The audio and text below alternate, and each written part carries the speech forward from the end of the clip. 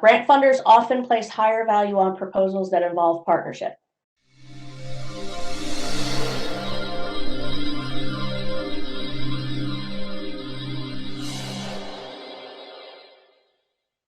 And I want to touch on quickly grant partnerships. These are huge when it comes to grant proposals, whether they're required or not. So we have the technology. What about the people? COPS office, SVPP. Eligible applicants can partner with other eligible applicants or other agencies, whatever they determine is needed for their project. So SVPP doesn't require a partnership, but it is highly recommended. I have highly in all caps because it is highly recommended because, as we all know, school safety doesn't exist in a bubble. Community partnerships are what make it work, and you just need to determine if a partnership will make sense for your project. So be judicious. Funders like to see their support reach more in the community. So if done well, a partnership can help you stand out. And the potential perks of a partnership are huge. Some potential perks include sharing the workload. There may be someone in your community who has expertise in a particular field that you may never have even thought about. So these partnerships can improve the community as a whole by accomplishing mutual goals, and in the end, it helps to build a well-rounded project. And it's all about making your case for support. Why is this partnership necessary? Use the space in the proposal to make your case and emphasize both organizations' history and background, your track record and results, past successes in the partnership, accomplishments as a group, the leadership for both parties, and internal capacity. Who's going to be doing what, and why, and how will that be accomplished? Grant funders often place higher value on proposals that involve partnership. This is particularly true if you're able to identify greater organizational efficiency and/or reduced costs. Oops, where did I go? Reduce costs for the final project.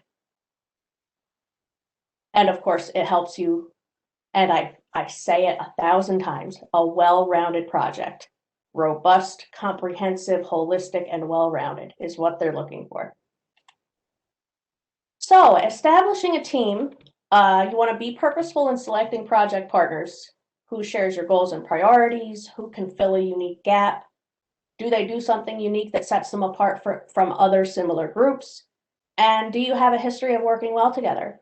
Cast a wide net to gauge interest in the project, and then pick the one best suited to this project.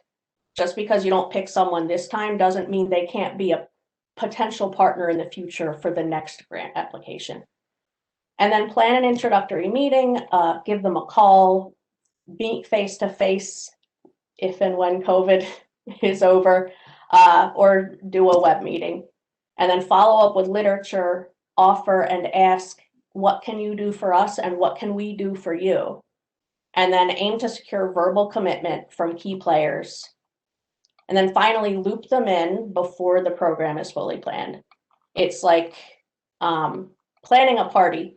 If all the decorations have been ordered, the cakes have been made, the location has been set, and then they show up and have to do the grunt work, they weren't involved in planning the party, that's not fun.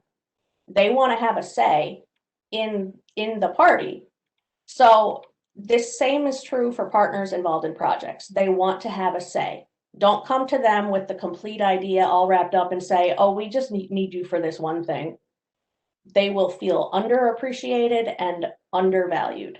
So make sure any partners you're considering are involved from the get-go. And then formalize the relationship. This means defining metrics for success, outlining roles for each team member. You select a grant team champion or team leader, and who will get the real work done. Plan for smaller teams.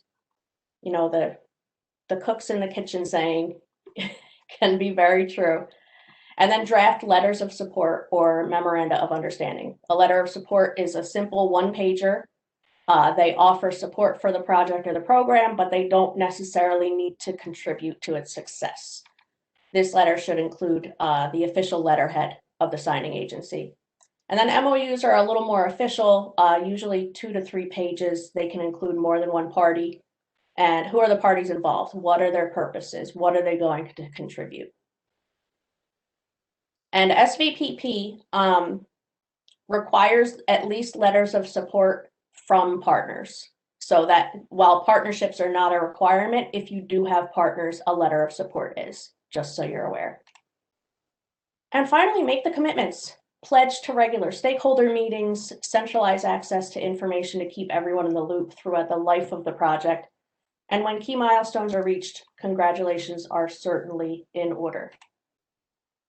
And then in submitting the grant proposal, strong partners make solid, specific contributions to a grant-funded project, can put your proposal in the lead when all other aspects are held equal. Just wanted to check my time. We have 10 tips and tricks. I will not go through all of them because you all can read. But the big one is number 1, grants fund projects, not products. Cameras are the product. You don't want to say, we need some cameras. We need cameras, product, for X project. The product is used to accomplish the project. So always keep that in mind.